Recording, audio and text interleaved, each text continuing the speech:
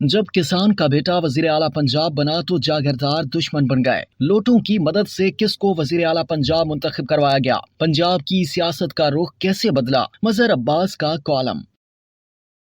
Senior सहाफ़ी और column निगार मजहर अब्बास ने 13 जुलाई 2022 को रोजनामा जंग में शाया होने वाले अपने कॉलम में उस वक्त की सियासी सूरत हाल पर एक जबरदस्त तजिया पेश किया। उन्होंने तख्ते पंजाब की जंग के उन्वान से कॉलम में लिखा कि एक वक्त था जब पंजाब की वजारत आला एक किसान के बेटे के नसीब में आई, मगर शायद वो सियासी रोमांस का जमाना था। जब जुल्फिकार अली भुट्टो ने मलिक महराज खालिद को नामजद किया तो पार्टी में मौजूद बहुत से जागीरदारों को फैसला पसंद न आया और उन्होंने उनको नाकाम बनाने का फैसला कर लिया। और फिर कुछ ऐसा ही हुआ। ये 1972 की बात है। एक साल बाद ही गवर्नर पंजाब गुलाम मुस्तफा खर से इख्तलाफ के बायस उन्होंने इस्तीफा देने का फैसला कर लिया। पंजाब असम्बली आए तो बहुत से मेंबरान की आंखें नम थी। उनसे खिताब करते हुए कहा, मुझे इस मसनद पर काम करते हुए लगा कि एक इनकलाबी को इक़्तिदार नहीं जिद्दोजहद ही रास आती है। पंजाब और पीपीपी को फिर ऐसा वजीर आला ना मिला। हनीफ रामे दानिश्वर थे, पंजाब के मिजाज को भी समझते थे।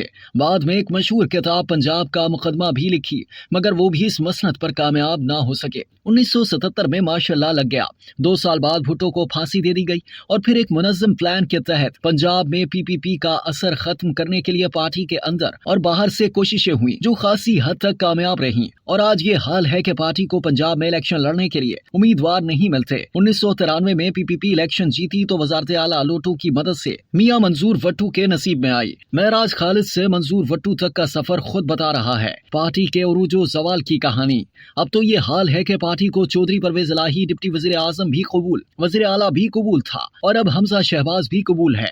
ये भुट्टो की फांसी के बाद की बात है, जब एक मुलाकात में जनरल जिया के दस्ते राज पंजाब के गवर्नर जनरल गुलाम जलानी ने अयूब खान के जमाने के एक ब्रिगेडियर अब्दुल क़य्यूम के कहने पर मियां मोहम्मद शरीफ से मुलाकात की और उन्हें सियासत में आने का मशवरा दिया। उन्होंने कहा, मैं तो कारोबारी आदमी हूँ, सियासत से कोई लेना देना नहीं। जवाब मिला, सियासत भी करें और बिजनेस भी। मजहर अब्बास ने लिखा कि अब ये बात मुझे काबिल एहतराम परवेज रशीद साहब ने ना बताई होती तो मैं नहीं लिखता। बात पुरानी है। 1985 के गैर जमाती बुनियादों पर होने वाले इलेक्शन ने मजमूई तौर पर पूरे मुल्क का, खास तौर पर पंजाब की सियासत का रुख बदल दिया, जिससे मुल्क और सूबा जात पात और बरादरियों में मजीद बढ़ गया। यह मुल्क से नजरियाती सियासत के खात्मे की इब्तदा थी।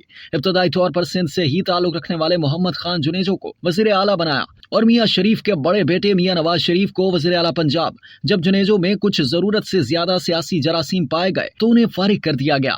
1990 में बेनजीर भुट्टो की हुकूमत फारिग की गई तो तय हुआ कि नवाज शरीफ तो वजीर आजम होंगे। पंजाब किसके सुपुर्द किया जाए? कहते हैं उस मुलाकात में मियां साहब के साथ शहबाज शरीफ, बड़े मियां साहब और जनरल जलानी भी मौजूद थे। इसी मीटिंग में मौजूद एक ब्यूरोक्रेट ने मुझे बताया कि मुख्तलिफ राय आई। जब शहबाज साहब का नाम आया तो बड़े मियां साहब ने मेरी तरफ देखते हुए पूछा, तुम्हारी क्या राय है? मैंने कहा, वैसे तो कोई हर्ज नहीं, मगर शायद ये सियासी तौर पर दुरुस्त नहीं होगा कि बड़ा भाई वजीर आजम और दूसरा वजीर आला। बात उन्हें और जलानी साहब को पसंद आई और यूं लॉटरी गुलाम हैदर वाई की खुल गई। मलिक महराज खालिद की तरह गुलाम हैदर वाई भी सादा लो इंसान थे।